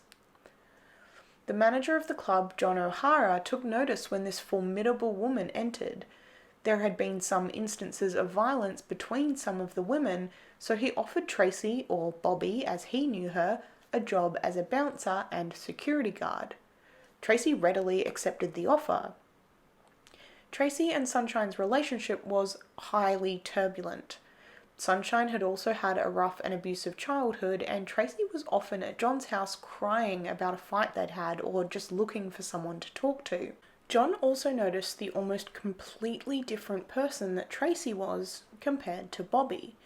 She was feminine and gentle and spoke about a number of topics with a high level of intelligence and articulation, a far cry from the gruff, rough-and-tumble, black-clad motorcycle rider that he had first met. Now, Sunshine had a habit of sleeping with men to make money, and both women were on pensions and they enjoyed going out regularly, something they could not afford just on the pensions alone. Tracy would be left up to look after Sunshine's 2 children while Sunshine left for a night or even a few nights at a time. Tracy hated when Sunshine went out with other people, but she accepted this as a necessity. Tracy was in love with Sunshine, and for 18 months she begged the other woman to recognise the relationship with a ceremony. Of course, the marriage at that time was not legal, but they had the ceremony all the same when Sunshine finally gave in. Tracy and Sunshine even had plans to have a baby together. Tracy had chosen a man she thought would make a good donor and had fallen pregnant to him. But tragically, 2 months into the pregnancy, she had miscarried and was told that she would never be able to have children. It was a devastating blow to the now 20-year-old. She went back to her childhood coping mechanism of curling into a ball for hours on end, alternating between crying and sleeping. In August of 1986, Tracy turned 21 and inherited the $80,000 that had been left in a trust by Avril.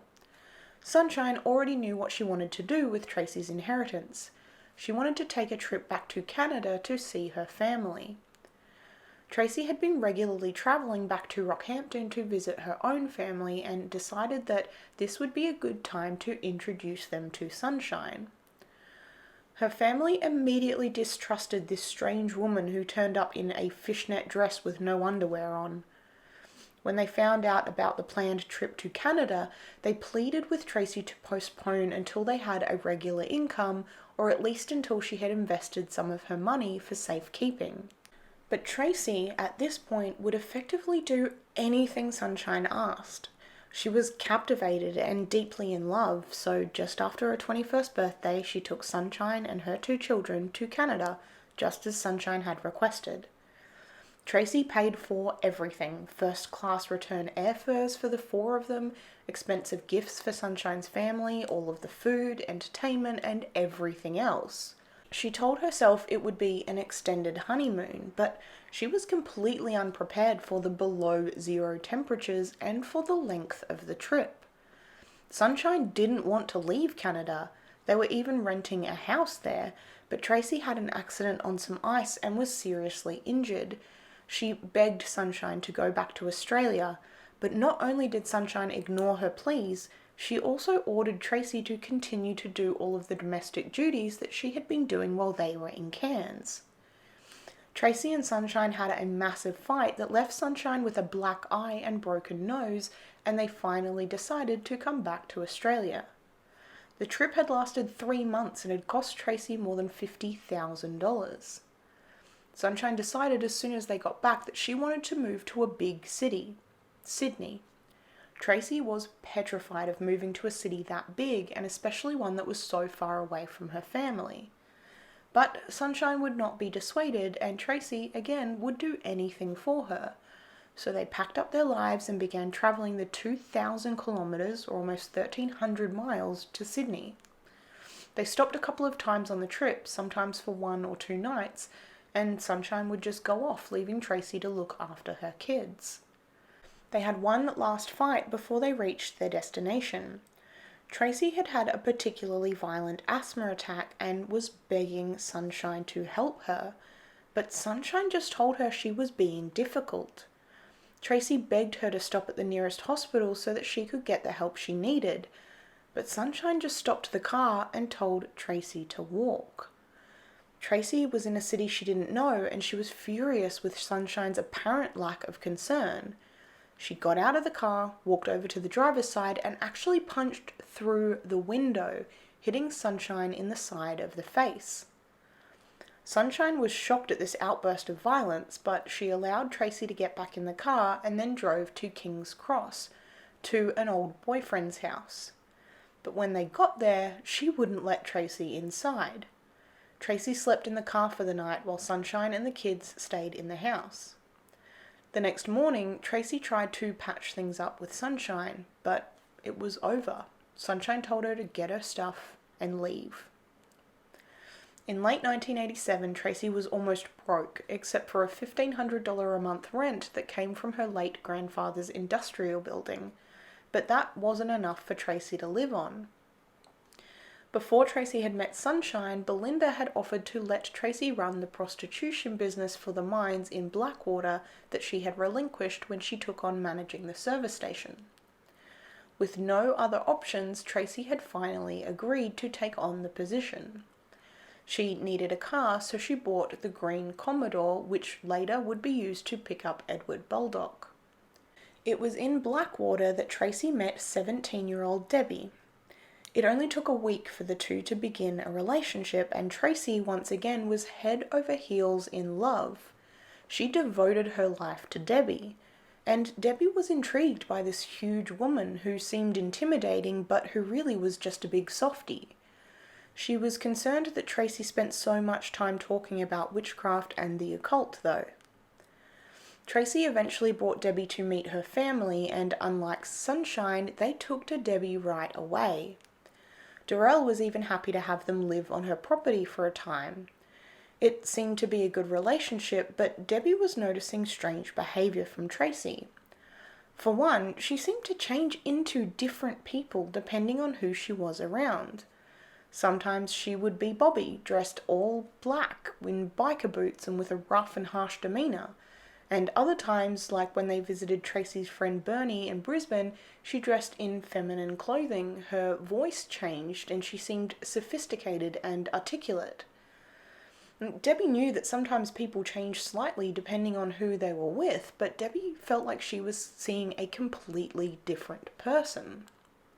She also noticed how the slightest mishap could send Tracy into her childlike habit of curling up and crying or sleeping for an exorbitant amount of time. More than a few times, she had to try and pull Tracy from these trances. And then there was the pillowcase, the one from Tracy's childhood. She had it with her at all times, wrapped around her neck or in her pocket. She would caress it, stroke her face with it, twirl it through her fingers, and it seemed to have a strange calming effect on her. But if she didn't know where it was or she couldn't find it, she would become enraged and hysterical, and she would never ever permit it to be washed. In 1988, Debbie and Tracy decided that they would move to Brisbane. Tracy had a few friends there now, and Debbie, who was young and adventurous, liked the idea of moving to a bigger city than Rockhampton. They stayed in a caravan park, not having much money between them, but Tracy was happy. She had even started a metalwork course at the local TAFE on a path to getting a full-time job. Debbie, however, was starting to feel trapped by the possessive, jealous Tracy, and by Valentine's Day of 1989, Debbie had realised that she was young and attractive, and the Brisbane lesbian community was realising the exact same thing. Now, Tracy did not want another repeat of Sunshine and thought that if she let Debbie go, she would have her flings and come back eventually. The two had split up, but due to their financial situation, were still living together in the caravan. Now, Tracy went on to meet other women and have a few short-lived relationships. One was with a dominatrix named Billy, who ordered Tracy to wear a collar and would lead her around on a leash and would punish Tracy with belt lashings as her master. It would only be a couple of months before Debbie wanted to get back with Tracy, and her short relationship with Billy came to an end. Tracy and Debbie saved enough money to rent the flat in Enoggera, but Debbie wasn't finished playing the field, and soon enough there were two Tracys living in the flat, Tracey Wigginton and Tracy D. Tracey Wigginton would routinely hear Debbie and the other Tracy being intimate in one bedroom while she slept in the other. It was another case of her being so caught up in what she thought was love that she would do anything for Debbie, including share her. In mid-1989, Debbie took Tracy to a lesbian bar that they hadn't been to before called The Set, and there Tracey Wigginton met Kim Jervis and Tracy Waugh, and they had instantly become friends. Debbie had had a chain of lovers consistently since coming back to Brisbane, and Tracy, who was once again feeling unloved and abandoned, quickly gravitated towards this easy friendship that was forming with these other women. Kim Jervis suggested a great way to get to know each other better was to have a picnic at one of her favourite places, the Toowong Cemetery. Debbie attended that picnic but started to feel uneasy about Tracy's new friends. Kim had found an abandoned tombstone at the cemetery and was ecstatic. She had the other girls help her put it into the boot of her car, took it home, and lovingly washed it in the bath, and then displayed it in the living room, among pictures of other tombstones that she really liked but was not able to take home. Kim also had a habit of watching and re-watching movies like The Hunger, a vampire film starring David Bowie. Everyone who knew Kim knew that she was obsessed by vampires. She was a walking, talking vampire encyclopedia, and had even given Tracey Wigginton books on vampire legends and on the original Count Dracula. It was rumoured in bars around town that Kim was in a cult called the Gothics that held strange vampire rituals at the Toowong Cemetery. It was through Kim that Tracy met Lisa Pachynski, when they'd been out at L'Amour's, the club in Brisbane. Tracy liked Lisa right away, but Lisa's past was almost as troubled as Tracy's was. Lisa had a habit of making up stories for attention as well, and had even been diagnosed with Munchausen syndrome, and she regularly presented at the hospital for suicide attempts. She had been admitted 82 times for self-inflicted wounds. She felt like the outside world didn't care about her, and when she cut herself and went to the hospital, people would make a fuss over her and care for her, and she liked that. She would also tell people that she was part of a coven, and that she and her coven would perform satanic rituals at the Toowong Cemetery. On Wednesday the 18th of October 1989, only 2 days before the murder of Edward Baldock, the women had all met at Kim Jervis's house. Kim, Lisa and Tracy Waugh had all said it was to discuss how they would find someone to kill for Tracey Wigginton to feed on. Tracy actually claims that this meeting did take place, but that she'd only ever asked offhandedly how it would feel to kill someone, and never mentioned anything about drinking blood. In the few days before the murder, Tracy had stopped talking to Debbie, most likely because she had started a romantic relationship with Lisa and wanted to keep it from Debbie. The day before the murder, she had cut her hair almost to the scalp, dyed it jet black, and her and Kim Jervis had gone out to specifically purchase an ankh, or ritualistic knife, used in the film The Hunger and referenced in ancient Egyptian history. Co-workers and friends of Kim also reported that she was acting very unusually in the days before the murder. She had bought and was wearing new jewellery featuring occult symbols such as the ram's head, pentagrams and the ankh. She was also quiet at work, which was completely out of character for the woman who was usually the life of the party. Now, we know that unequivocally Tracey Wigginton committed this murder. We also know that not only Tracy but her 3 accomplices on the night were all heavily involved in the occult and were members of covens that regularly performed rituals and practiced witchcraft. What wasn't made clear at any of the trials is that it was actually Kim Jervis who had an unnatural obsession with vampires and vampirism, and that Tracy had told her she had fallen in the rank of her own cult, the Rosicrucians. She had told this to Kim while explaining that her emotional connection with her lovers had caused her to drop in the ranks, and she was desperate to climb back up the ladder or even to join the coven that Kim was a part of. The vampire killer story had basically stopped with the evidence that Tracy Waugh, Kim Jervis and Lisa Pachynski gave at their own interviews. There was no further investigation into the claims of Satanism, witchcraft or Wicca covens, or the involvement of the 3 into these sects. It seemed, after all the evidence came out years later, that this story was just an easy way to put the blame onto Tracey Wigginton alone, and to sensationalize the murder, which would pull focus from the activities that all of the women were participating in together.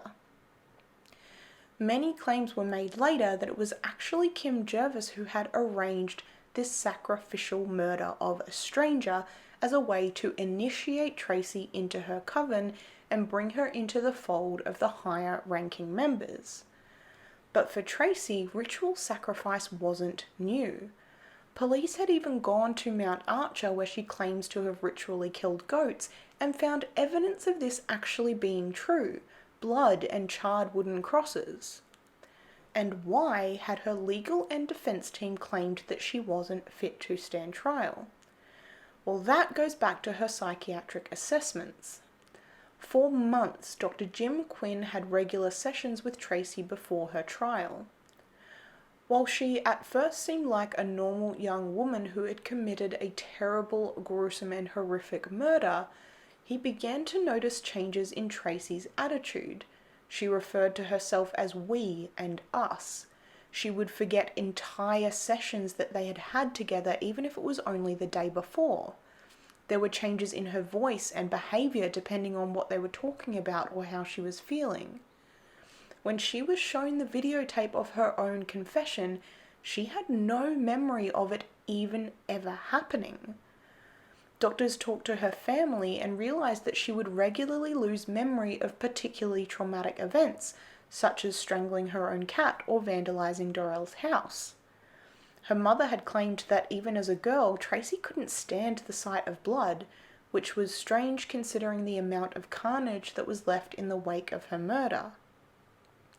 Tracey claimed that she had suffered from splitting headaches since childhood and would sleep for extraordinarily long periods of time and would periodically lose her memory for days at a time. Dr. Quinn, after months of assessment, came to the conclusion that he was not just dealing with one single person, but with a number of personalities all inside Tracey Wigginton's body. Tracey had dissociative identity disorder, or DID, which then was known as multiple personality disorder. There have been many confirmed cases of DID, and Tracey was exhibiting all of the signs.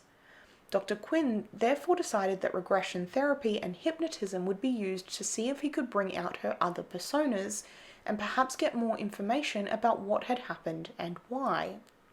He brought in another doctor, Chris Clark of the University of New South Wales, and after intense hypnotherapy sessions, they were able to identify a total of 5 wildly different and unique personalities. Big Tracey, or the host personality, was the real Tracey, the one most people met. She was intelligent, articulate, fun-loving, and had control over the body for most of the time. The biggest problem being that most of the time the host personality has no idea that other alters are even in existence. Then came Bobby.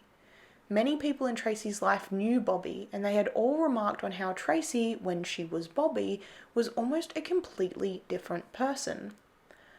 Bobby was described as a 16-year-old male who protected Tracey, and it was Bobby that took full responsibility for the murder of Edward Baldock.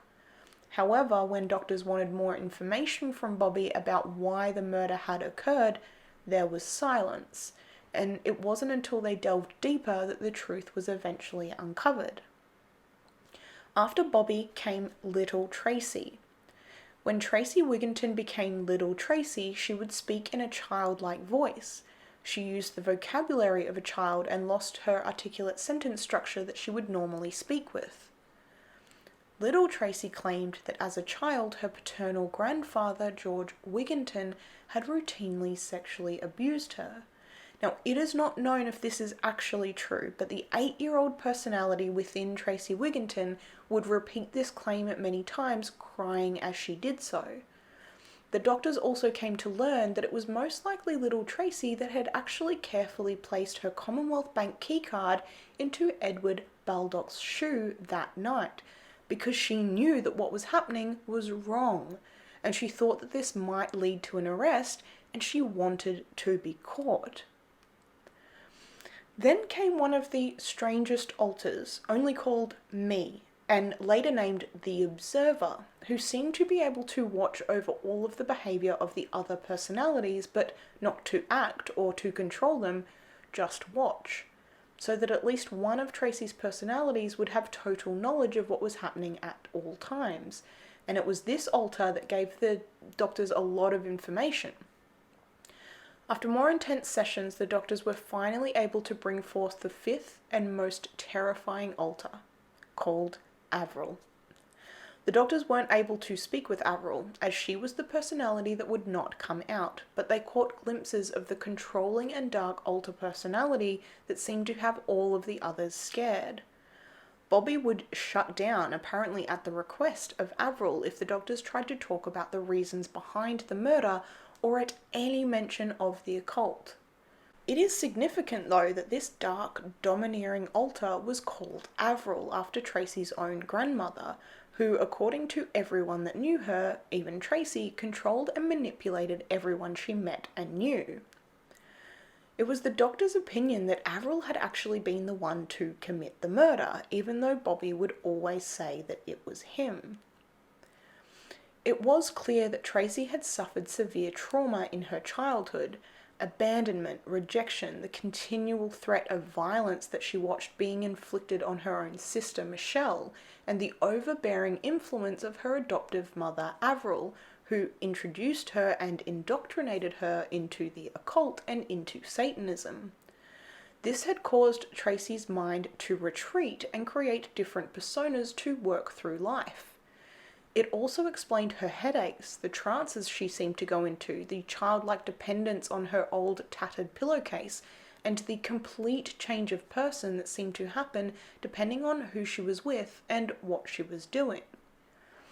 Now, don't get me wrong, this in no way absolves her of the crime she committed. She brutally murdered an innocent man, no matter which one of her alters was in control at the time. Now, the Mental Health Tribunal, even after receiving the hours and hours of videotaped sessions and witnessing firsthand the physical changes in Tracy when another personality took over, rejected her application. They stated that even if this woman had what was then called multiple personality disorder, as the name suggested, it was a personality disorder, not a mental one. And at that time, it was completely misunderstood, and some psychiatrists even refused to believe that it was a real condition.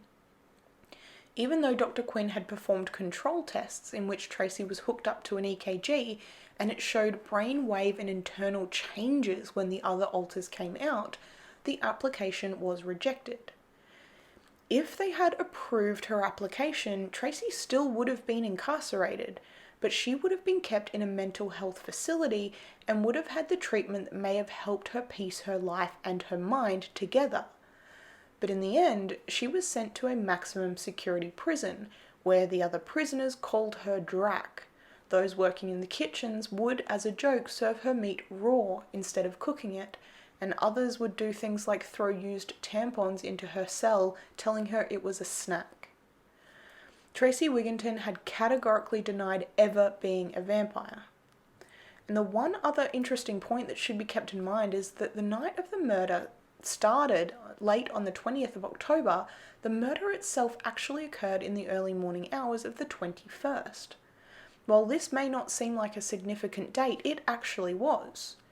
We all know that now Halloween is the 31st of October, but this was only since 1582, when the Julian calendar was updated to the Gregorian calendar to align with the seasons.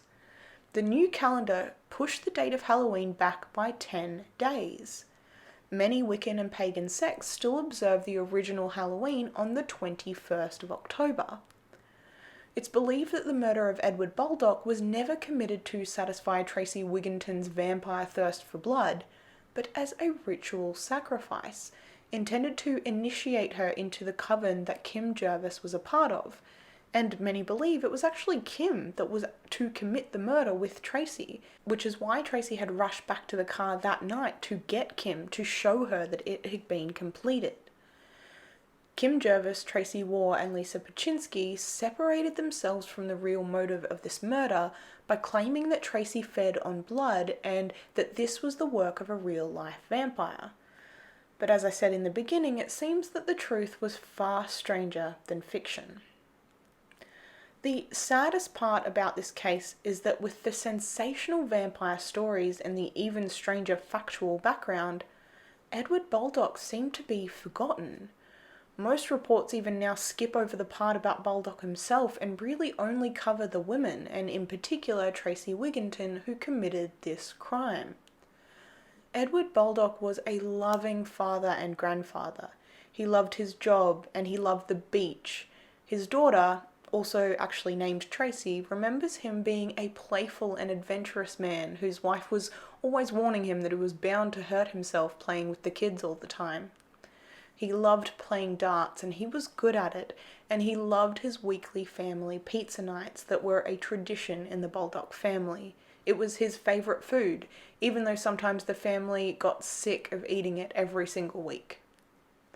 Even though Edward Baldock's children lost their father and Elaine lost her husband, Tracy Baldock's children are a constant reminder of the loving, caring, gentle man that they knew and loved. They bear a striking resemblance to their grandfather, and his family knows that he lives on through them. Edward, unfortunately, was a man in the wrong place at the wrong time who accepted a ride with the wrong people, but he will forever be loved and remembered. Now, all 3 women imprisoned for this crime have now been released. Kim Jervis was released in 2003, serving 12 years for manslaughter.